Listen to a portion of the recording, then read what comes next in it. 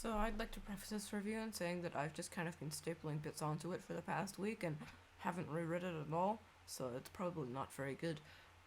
Total War Napoleon is a Total War game by Creative Assembly. In fact, it's the only Total War game I can tolerate for some reason. Medieval 2 gives me the experience of being comatose, and Warhammer 2 makes my brain overheat. General gameplay. There are three types of unit: infantry, cavalry, and artillery. Starting with infantry, there isn't really much to say about them. They have gun, they shoot gun, and they can't organize to quite literally save their lives. Cavalry. These units are weird and hard to use. They're generally best used as sort of snipers. They're really good at rushing and destroying a unit that's out of line, and flanking. If you can get them into the back line, they can destroy thousands of points worth of artillery. Infantry can go into a square formation, which in real life caused horses to avoid the square no matter what, but in game it's some sort of weird voodoo magic that causes any melee unit to just dissipate and instantly die when they come close to it.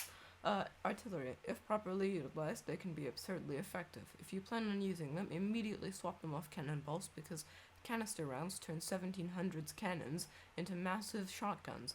Unless you're sieging a fort, cannonballs are useless in comparison, although cavalry, if it can get into range, will immediately have it destroyed most of the time.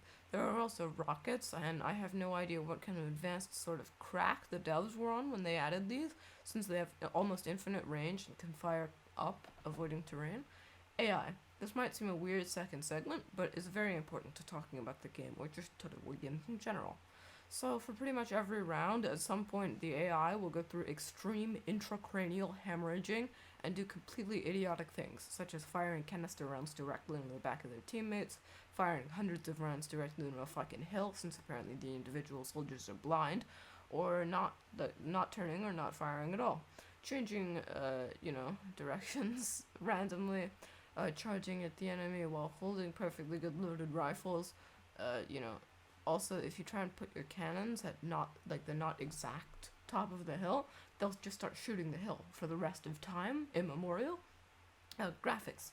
Because video game companies are the epitome of greed, the highest graphics are not available to be chosen if you have an Intel graphics card below i7.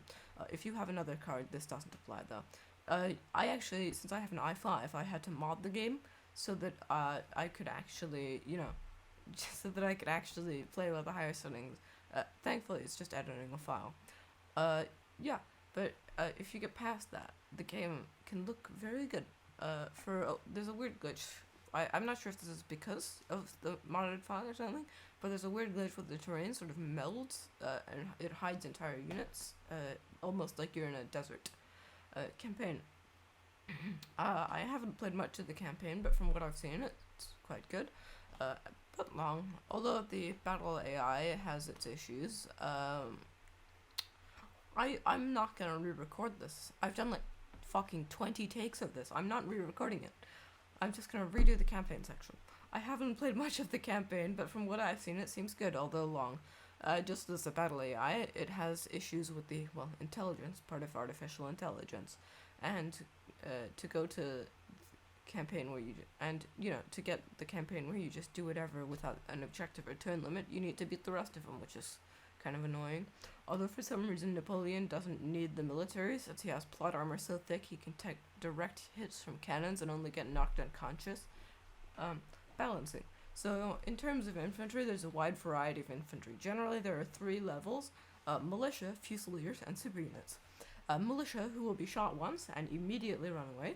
Fusiliers are generally useful, and the 1000 point super units, who are so good they can charge entire regiments of mid-priced units with melee and win like it's the fucking 1400s.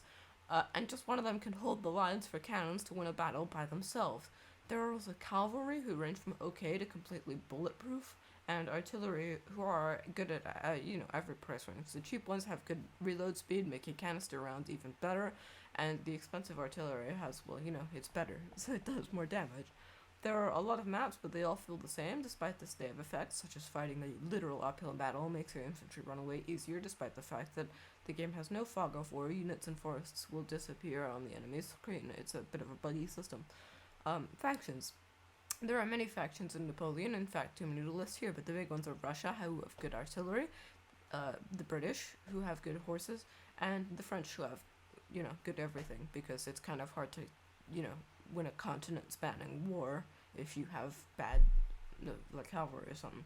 Conclusions: Napoleon Total War is a good RTS and a great Total War game with severe AI issues.